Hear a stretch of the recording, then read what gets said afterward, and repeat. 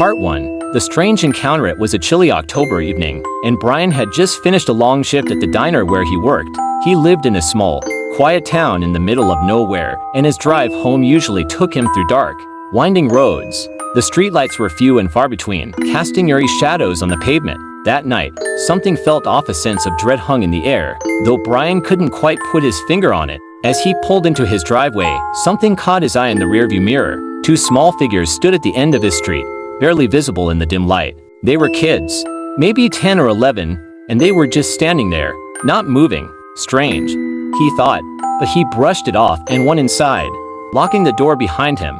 He had barely sat down to watch TV when there was a knock on the door. It startled him. No one ever visited at this hour. He walked to the door and looked through the peephole, seeing the two kids standing on his porch. They were pale, almost sickly looking, with dark hair. Their heads were tilted down, making it hard to see their faces. "We're lost," one of them said in a soft, monotone voice. "Can we come in to use your phone?" Brian hesitated. Something about their voices unnerved him. "Why are you out so late?" he asked through the door. "We just need to use your phone," the other child said. "Please let us in." The pit in Brian's stomach grew, but he couldn't figure out why he felt so uneasy. He peered again through the peephole, and then noticed something horrifying. The kids' faces were now lifted slightly, and their eyes completely black, like dark pools stared back at him. Part 2. The growing fear. Brian froze, his heart hammering in his chest. He had heard of the black-eyed children before, from urban legends passed around the town, but he had always dismissed them as nonsense. But here they were, standing at his doorstep. The legends all said the same thing: once you let them in, something terrible happens. "I'm sorry, I can't help you," Brian said, backing away from the door. The knocking continued, louder and more insistent now. "Please, let us in.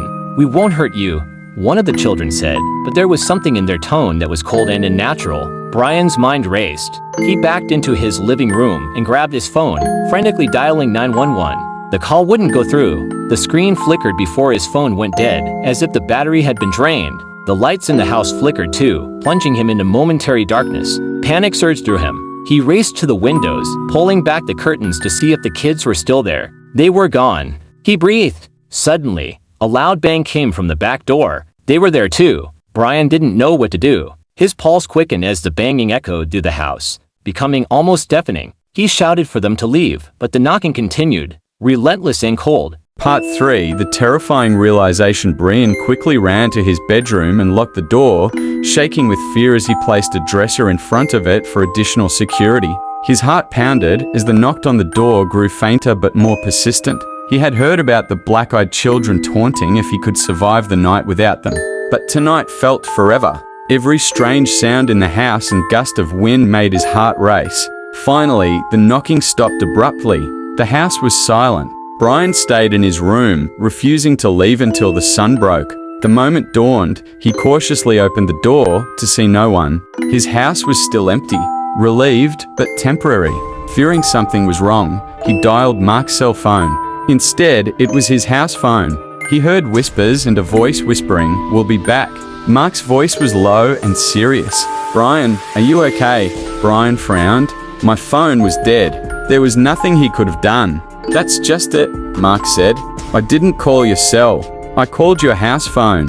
Someone picked up around midnight. They didn't say anything, but I heard them breathing, and then a voice whispered, 'We'll be back.'" Part 4. The final visit. Brian felt a cold chill run down his spine. He didn't have a landline. His heart began to race as the realization hit him whatever had been outside his door hadn't left after all. The day went by in a blur, but Brian couldn't shake the dread that followed him like a shadow. He tried to go about his life, telling himself that it was just a freak occurrence, but the unease gnawed at him. Everywhere he went, he felt like he was being watched. The paranoia grew, and he found himself constantly looking over his shoulder.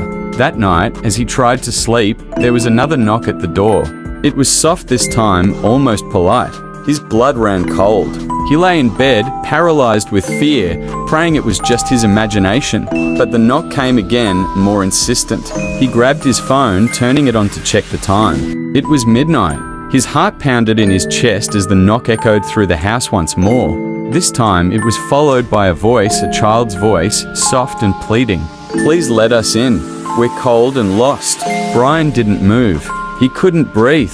He stared at the door, waiting for it to burst open. The knocking grew louder, and then, all at once, it stopped. Silence filled the air. For a moment, he thought it was over, but then he heard it whispered just outside the door, almost too quiet to be heard. "We'll be back,"